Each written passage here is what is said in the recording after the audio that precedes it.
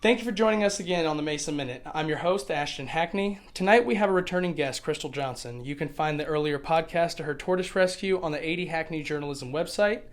Tonight, Krystal joins us because she is not only an expert on tortoises, but keeping with our recent content on cannabis, Krystal is an expert on making the switch from prescribed pharmaceuticals to cannabis.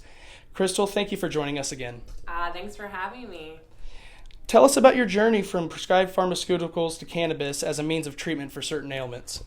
Absolutely. So I was born with a rare blood disorder, a form of hemophilia called von Willebrand's disease. And for me, it's a very painful condition where we get internal bleeds, and most bruising can become a bleed in a sense. So it's been a very difficult process there, having to manage the pain for many, many years since early childhood on to now being in my mid-30s.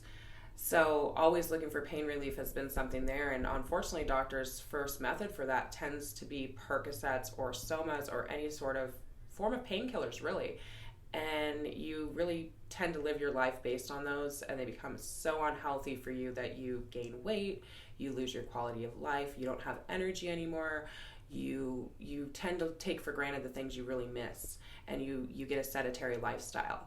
So I was encouraged by another doctor from pain management to seek out maybe using medical marijuana before it became recreational. So I started medically before it did become recreational.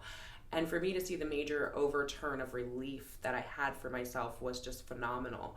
And I really realized what a lot of people talked about for many years that I did brush off because I was never really into marijuana because it was illegal most of my life growing up.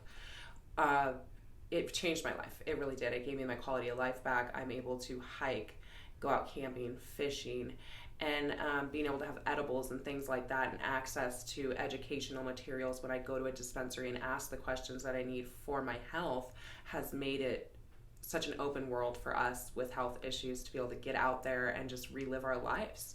And it's just such an amazing opportunity, and I can't be more grateful for the marijuana industry for what they're doing, because it is changing quality of life for people like me that have a lifelong illness that will be with me for the rest of my life. And I'm also grateful that it's open there for when my son will need it, who also has the same blood disorder. So when he's an adult, he'll be able to have other options other than painkillers that I was very much shoved down my throat growing up. So I've been so fortunate for the marijuana industry. Absolutely. Thank you so much for joining us again tonight, Krystal. Thank you for having me, as always. Absolutely. Until next time, folks, this has been the Mesa Minute. Have a good night.